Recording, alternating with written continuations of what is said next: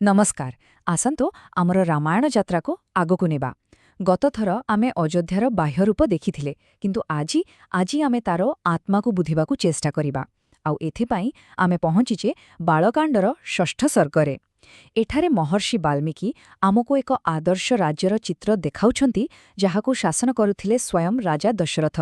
तेबे चलंतु देखिबा केमिति थिला से सुनार समय। तेबे षष्ठ सर्गर आरंभ होछि एही श्लोकरू। शुणन्तु एहा केवल गोटे श्लोक नुहे, एहा सते जिमिति जणे महान चित्रकरर कानभास उपरे प्रथम तुळीर छुआ जहा धीरे धीरे राजा दशरथंकर एक विराट चित्र आंकिबा आरंभ करुछि। एहार अर्थ हेला सेही अयोध्या नगरी रे रहुथिले राजा दशरथ। और से किपरि राजा थिले?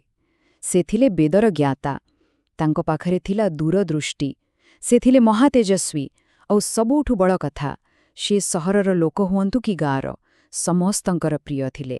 तेबे आमर एही आलोचनार प्रथम भागटा पूरापूरी राजांक उपर ही रहिबो। आउ एमती काहींकी? कारण वाल्मीकि आमको गोटे बहुत बड़ कथा बुझाउछंती।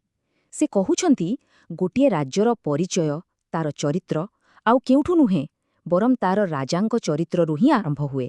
देखंतु वाल्मीकि प्रथम 3टी श्लोकरे ही राजा दशरथंक चरित्रर पूरा मूल दुआटा पकेई दउछंती। वेद वेद माने से केवल जणे राजा नथिले, से थिले ज्ञानी दीर्घदर्शी। आजिर कथा नुहे, आगकु कौन हब से विषय तांकर स्पष्ट धारणा थिला। तांकर तेज एपरि थिला जे से सहररु गाँव पर्यंत समस्तंकर प्रिय थिले। आउ सबुठु गुरुत्वपूर्ण कथा हेला वशी माने निज इंद्रिय उपरि तांकर पूरा नियंत्रण थिला।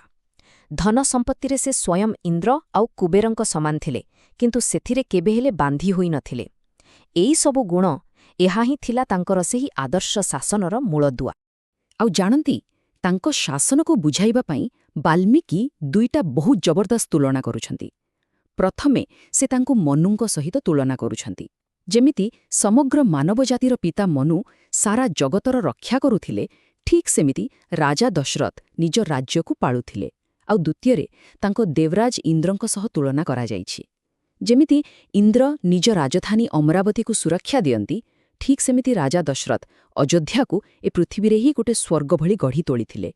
एथरु ही जणा पडुछि जे तांको शासन केवल भल नथिला, ताहा दिव्य स्तरर थिला। हौ तेबे राजांक कथा तो आमे बुझिगले, किंतु प्रजा माने केमती थिले? जेमिति राजा सेमिति प्रजा, ए कथा कौन सत थिला? आसंतु देखिबा अयोध्यार साधारण लोकमाने किपरि जीवन बिताउथिले। एठी षष्ठरु अष्टम श्लोकरे वाल्मीकि जो चित्र देखाउछंती ताहा प्रकृतरे आश्चर्य करिदेबा भଳି। ठीके कल्पना करंतु तो, एमती गोटे जागा जोंठी समस्ते धर्म को मानुछंती, समस्ते जानी आउ समस्ते निज पाखरे जहा अछि सेथरे खुश, पूरा संतुष्ट। सेठी केही लोभी नथिले, केही मिछुआ नथिले, केही गरीब कामुक निष्ठुर मूर्ख एपरिकि नास्तिक भी नथिले। एहार माने हेला अयोध्या खाली गोटे धनी सहर नथिला, एहा थिला एमती एक समाज जहार लोकमाने भीतरु संतुष्ट थिले, नैतिकतारे परिपूर्ण थिले। अच्छा, ताहले सेमानंकर लाइफस्टाइल केमती थिला? 10 ରୁ 12 श्लोकरे एहार वर्णना मिले। समस्ते बहुत सुंदर भावे सजेई होथिले। भल भल पोशाक, अलंकार, सुगंधित अतर सबुकिछि थिला। किंतु एहा केवल बाहरर देखाणियापड़ नथिला, एहा थिला सेमानंक भितरर शुद्धता, तांकर धर्म आउ अनुशासनर प्रतिफलन। सेमाने जीवनकु उपभोग करुथिले, किंतु पूरा आत्मसंयमर सहित। सेमाने दान करुथिले, अग्निहोत्र परि पवित्र यज्ञ करुथिले, एक संपूर्ण संतुलित जीवन। तेबे एते सबु भल कथार मूल कारण कौन थिला? गोटिए शब्दरे कहिले ताहा थिला धर्म। आउ एथि धर्मर अर्थ केवल पूजापाठ नुहे ना, धर्म थिला सेमानक पई एक जीवन शैली। प्रत्येक लोकर निज कर्तव्य, तार सचोटपणिया आउ समाज प्रति थिबा दायित्व, एसबुरा मिश्रण ही थिला धर्म। आउ एही धर्म ही पूरा समाज को गोटिए सूतारे बांधी रखिथिला। अच्छा, राजा भल, प्रजा भी भल, किंतु गोटे राज्य को चलैबा पई, ताकु सुरक्षित रखिबा पई आहुरी किछि दरकार। एबे आसंतु देखिबा अयोध्यार सेही दुईटी मुख्य स्तंभकु। गोटिए हेला तार सामाजिक व्यवस्था आउ अन्यटी हेला तार सामरिक शक्ति। 19तम श्लोकरे वाल्मीकि सेतेबेलर समाजर गठन विषय कहुछंती। प्रथमे ब्राह्मण, जो माने थिले समाजर ज्ञानी आउ आध्यात्मिक मार्गदर्शक। तापरे क्षत्रिय, ଯେଉଁମାନେ ବ୍ରାହ୍ମଣଙ୍କ ମାର୍ଗଦର୍ଶନରେ ରାଜ୍ୟର ସୁରକ୍ଷା କରୁଥିଲେ। ତାପରେ ଆସିଲେ ବୈଶ୍ୟ, ଯେଉଁମାନେ ବ୍ୟବସାୟ ଓ ଚାଷବାସ କରି ରାଜ୍ୟକୁ ଧନଧାନ୍ୟରେ ଭରି ଦେଉଥିଲେ। ଆଉ ଶେଷରେ ଶୂଦ୍ର, ଯେଉଁମାନେ କାରିଗର ଓ ଶ୍ରମିକ ଭାବେ ନିଜ କାମରେ ନିଷ୍ଠା ରଖି ବାକି ତିନି ବର୍ଣ୍ଣଙ୍କୁ ସହଯୋଗ କରୁଥିଲେ। ବାଲ୍ମୀକିଙ୍କ ବର୍ଣ୍ଣନା ଅନୁସାରେ ଏହା ଏକ ଏମିତି ବ୍ୟବସ୍ଥା ଥିଲା ଯେଉଁଠି ସମସ୍ତେ ପରସ୍ପର ଉପରେ ନିର୍ଭରଶୀଳ ଥିଲେ। ହଉ, ଏ ତ ଗଲା ସମାଜର କଥା, କିନ୍ତୁ ସେନା କେମିତି ଥିଲା? ଅଯୋଧ୍ୟାର ସାମରିକ ଶକ୍ତି କେତେ ଥିଲା? 21ତମ ଶ୍ଲୋକ କହୁଛି ସେ ନଗରୀଟା ଥିଲା ସିଂହମାନଙ୍କର ଗୁମ୍ଫା ଭଳି। ସେଠିକାର ଯୋଦ୍ଧାମାନେ ଥିଲେ ଜଳୁଥିବା ନିଆଁ ପରି, ନିଜ ନିଜ କଳାରେ ମାହିର, ଆଉ ଏମିତି ବୀର ଯେଉଁମାନେ କେବେ ବି ଅପମାନକୁ ସହି ପାରୁନଥିଲେ। ଯୋଦ୍ଧାଙ୍କ ପରେ ଆସନ୍ତୁ ଦେଖିବା ଅଶ୍ୱସେନାକୁ। 22ତମ ଶ୍ଲୋକରୁ ଜଣାପଡ଼ୁଛି ଯେ ସେଠି କିଛି ଏମିତି ସେମିତି ଘୋଡ଼ା ନଥିଲେ। ନା, ସେଠି ଥିଲେ ସେ ସମୟର ସବୁଠୁ ଶ୍ରେଷ୍ଠ ଘୋଡ଼ା। କାମ୍ବୋଜରୁ, ବାଲିକ୍ରୁ, ଏପରିକି ସିନ୍ଧୁ ନଦୀ ଅଞ୍ଚଳରୁ ଆସିଥିବା ସବୁଠୁ ଭଲ ନସଲର ଘୋଡ଼ା। ଆଉ ଏହି ସବୁ ଜାଗା ସେତେବେଳେ ପୁରା ଦୁନିଆରେ ସବୁଠୁ ଭଲ ଘୋଡ଼ା ପାଇଁ ଜଣାଶୁଣା ଥିଲା। ଏଥିରୁ ହିଁ ଅନ୍ଦାଜ ଲଗେଇ ହେବା ଯେ ଅଯୋଧ୍ୟାର ପହଞ୍ଚ ଆଉ ସମ୍ପଦ କେତେ ଦୂର ପର୍ଯ୍ୟନ୍ତ ଥିଲା।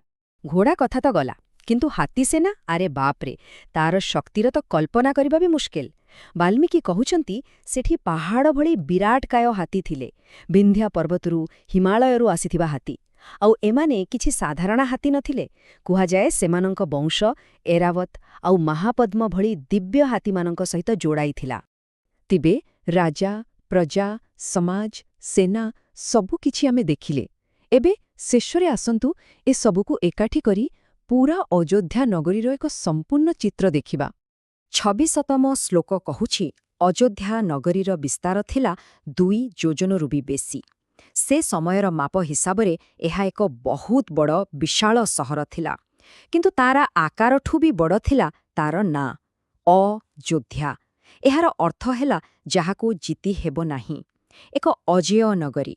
ତେଣୁ ତାର ଆକାର ହେଉ କିମ୍ବା ତାର ନାଁ, ସବୁକିଛି ତାର ମହାନତାର ପ୍ରମାଣ ଦେଉଥିଲା। ଆଉ ଏଇ ପୁରା ସର୍ଗକୁ ବାଲ୍ମୀକି ଗୋଟେ ବହୁତ ସୁନ୍ଦର ଶ୍ଲୋକରେ ଶେଷ କରୁଛନ୍ତି।